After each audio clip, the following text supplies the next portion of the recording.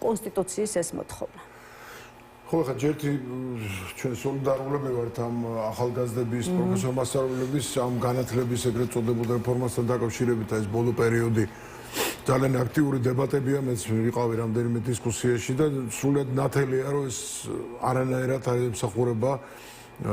განათლების რაღაცა გაუმჯობესების და საქართველოს განათლების სისტემის კიდევ უფრო მაღალ დონეზე აყვანის საქმეს.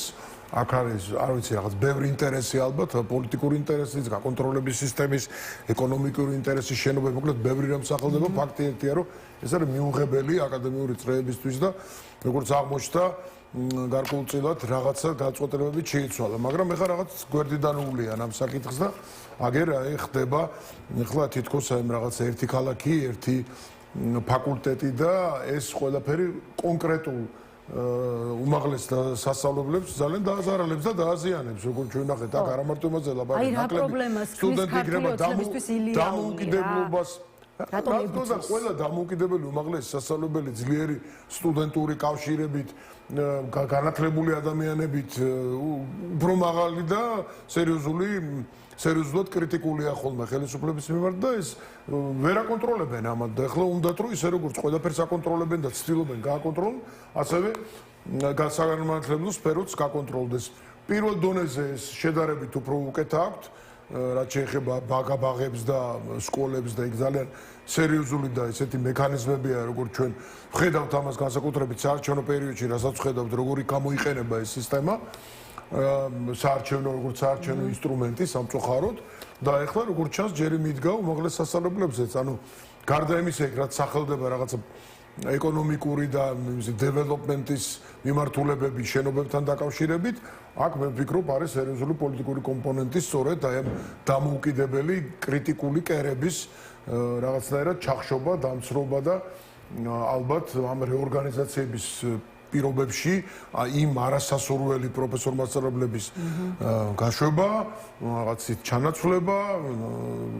სტუდენტების ზოგადად დამოუკიდებლობას თუ დაკარგავს უმაღლესი სასწავლებელი, რაც მონაპოვარი იყო ძალიან დიდი მათთვის, მათ შორის ფინანსური დამოუკიდებლობა გარკვეულწილად და სხვა, ხო, რა თქმა უნდა, მათი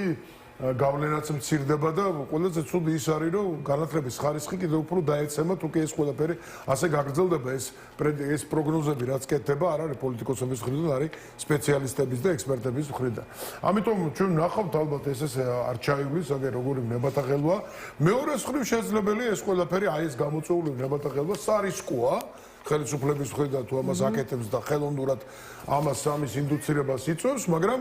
შესაძლებელია სხვა საკითხების გადასაფარად იყოს ეს ყველაფერი ისე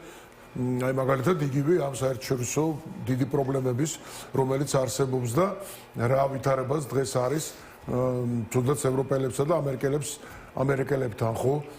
აგერ მიიღებულია გადაწყვეტილება ამ დღეებში კიდევ ერთხელ ამ ვიზებთან დაკავშირებით დიპლომატიურ პასპორტებზე ეს ყველაფერი კიდევ ერთხელ მიუთითებს რომ სამწუხაროდ ჩვენს მიმართ გამომდინარე იქიდან საქართველოს დღევანდელი ხელისუფლება რა ნაბიჯებსაც დგამს დამოკიდებულება არის სამწუხაროდ არის ნეგატიური ერთადერთი რაც არის რომ ყველგან ეს იქნება ამ ჰელსინკის კომისია იქნება თუ ევროკავშირი თუ სხვა ჩვენი ხალხის ამ ბრძოლას ყველა აფასებს და ეს არის ალბათ ერთადერთი ის ღირებულება დღეს ძალიან მნიშვნელოვანი იმიტომ რომ სხვას რეალურად დაეკარგა დღესდღეობით ამ წუთისთვის ფასი ეს იქნება ჩვენი რაღაც სატრანსპორტო კორიდორი თუ ჩვენი რაღაცა კულტურა თუ სხვა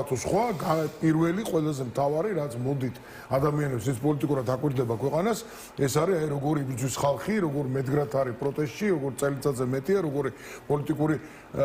სინდისის პატიმრები არიან და ასე შემდეგ ძალიან სამწუხაროდ ეს ყველაფერი მაგრამ ამას ახლა ჩვენ რომ ლაპარაკობ და ვაანალიზებთ ბუნებრივია ფიქრობთ იმაზე რომ უნდა შეიცვალოს ეს ყველაფერი და სწორედ ეს არის ალბათ თავარი ამბავი რომ დემოკრატიულად და მშვიდობიანად მოხდეს ეს მე უბრალოდ ერთი რამე მინდა ვთქვა რომ პოლიტპატიმრებზე როცა ვლაპარაკობ ჩვენს დღეს მინდა მიულოცო ნიკა გვარამიას ვერ მივახერხე დღეს მისვლის შესახვედრად და ის ბედნიერი ოჯახი ძალიან კარგია ძალიან მიხარია მაგრამ ეს ყველაფერი არ დამთავრდება თუკი აი ეს სისტემა რომელიც არის შექმნილი ეს არ დასრულდა და არ შეიცვალა რაზე ჩვენ ხშირად ვლაპარაკობთ. მეორე რაც ასევე მინდოდა მეთქვა რომ თურმე თქვენ არს არ უყურებენ საპატიმროებში, ცოდით ესა? ხო, ძალიან საინტერესოა რატო? რა ვიცი, მე მგონი რომ აქ არის ესეთ დისკუსიები, რომელიც იქ ადამიანებს აინტერესებდა, აქ სტუმრები ხშირად მიმართავენ, ხშირად რაღაცა ესალმებიან და თურმე ერთ რამდენიმე ჩემო მეგობარმა ვინც იქ იყო, მითხარ რომ ჩვენ ვერ უყურებთ. ხო, ტექნიკურად არ არის შესაძლებელი რამდენიმე. ხო, ეგ არ ვიცი, მაგრამ მე ვიცი, ხო, ციხეში. იქნება მოხერხდეს, იმიტომ რომ კარგი და საინტერესო იქნება. და ვასრულებთ ხო ჩვენ და ბოლოს მინდა თქვა რომ ახანა პატიმრებზე ლაპარაკი ახლა დღეს პატა ბურჭულაძის დაბადების დღეა. პატა არის ჩემი მეგობარი ძალიან დიდი ხანია. სხვა შორის დაბადების დღეს რაც შეეხება ესე თვისება აქვს მას რომ არ არსებობს მე არ მახსენდება ბოლო რა ვიცი 20 წელიწადში მაინც ერთხელ არ მოელოცოს დაბადების დღეს. სადაც არ უნდა იყოს მე ჩემ დაბადების დღეზე ვიღებ ზარს მისგან სადაც არ უნდა იყოს გერმანიაში, ვენაში, ამერიკაში თუ თბილისში ყოველთვის გირეკავს ყოველთვის და არც ერთი ადამიანი ეს ერთი ადამიანური თვისება მისი და მეორეც რა ვიცი მსოფლიო კულტურის ნაწილია პატა არა მარტო ქართულის და ასე უხდება დღეს ამ დაბადების დღის შეხვედრა საპატიმროში ძალიან დიდი თქვა ძიმე ამბავია და მე უსურვებ მას რომ გამძლეობა კონდეს და ძალიან მალე შეხვდეს ყველას მის ქვეყანას და იმ ადამიანებს რაც მისი შემოქმედება უყვარს. ძალიან დიდი მადლობა. დიდი მადლობა და ვისურვებთ რომ